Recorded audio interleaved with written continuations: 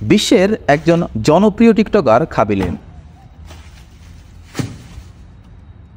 সম্প্রতি তিনি সৌদি আরবে তার ওমরা পালন করেছেন। মাশাআল্লাহ, এটা ছিল তার জন্য শান্তি ও বিশ্বাসের একটি সুন্দর মুহূর্ত। তবে সামাজিক যোগাযোগ মাধ্যমে একদল হিন্দু তার ওমরা জার্নির পোস্টের কমেন্ট সেকশনে জয় শ্রীরাম লিখে ঝাঁপিয়ে পড়েছেন। তাদের কমেন্টস দেখে এমন মনে হচ্ছিল যে তারা একজন মুসলিমকে প্রকাশ্যে তার ধর্ম পালন করতে দেখে সহ্য করতে পারছে না। আসুন এটা সম্পর্কে একটু বিস্তারিত জেনে নেই। খাবিলেম সামাজিক যোগাযোগ মাধ্যমে তার অনুসারীদের সাথে তার ওমরা জার্নি শেয়ার করে ছোট্ট কিন্তু আল্লাহর প্রতি অনুগত্যের খুবই গভীর একটি পোস্ট করেন।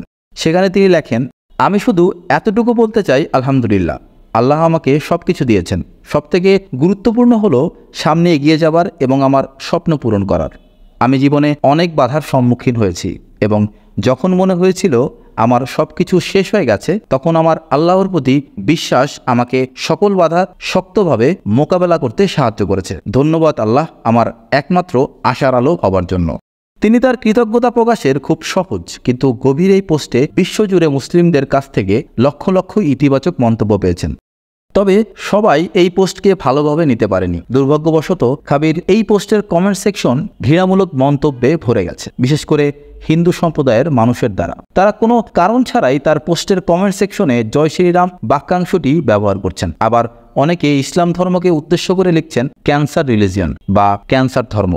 জয় শ্রীরাম মূলত একটি হিন্দু ধর্মীয় স্লোগান বা মন্ত্র, যা হিন্দু ধর্মের একজন শ্রদ্ধেয় ব্যক্তিত্ব ভগবান রামকে প্রশংসার, ভক্তি এবং প্রার্থনা করার জন্য ব্যবহার করা হয়। কিন্তু সম্প্রতি বছরগুলোতে এটি একটি অন্ধকার খ্যাতি অর্জন করেছে, কারণ হিন্দুরা এটিকে ঘৃণার স্লোগানে পরিণত করছে, বিশেষ করে সংখ্যালঘু মুসলিমদের লক্ষ্য করে।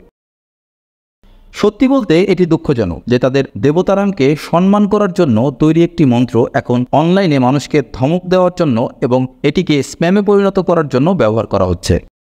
খাবিলেম কেবল নিজের কাজে ব্যস্ত ছিলেন এবং তিনি আল্লাহকে ধন্যবাদ জানাচ্ছিলেন। এখানে কেন বিতর্ক সৃষ্টির চেষ্টা করে অনলাইন স্পেসে ধর্মীয় এবং রাজনৈতিক উত্তেজনা ছড়ানোর চেষ্টা করা হচ্ছে তা আমার জানা নেই।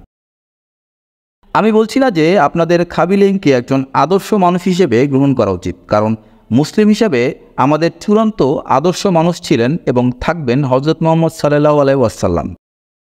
এই আলোচনাটির মূল উদ্দেশ্য হলো একজন মুসলিমের চারপাশের পরিস্থিতি এবং এর থেকে আমরা কি শিক্ষা নিতে পারি তা নিয়ে। কারণ অন্য কারো ধর্মের বিশেষ মুহূর্ত নষ্ট করার চেষ্টা করার চেয়ে আপনার নিজের ধর্মের প্রতি বিশ্বাস স্থাপনের চেষ্টার চেয়ে আর ভালো কি হতে পারে। সবাই ভালো থাকবেন, সুস্থ থাকবেন। আসসালামু আলাইকুম।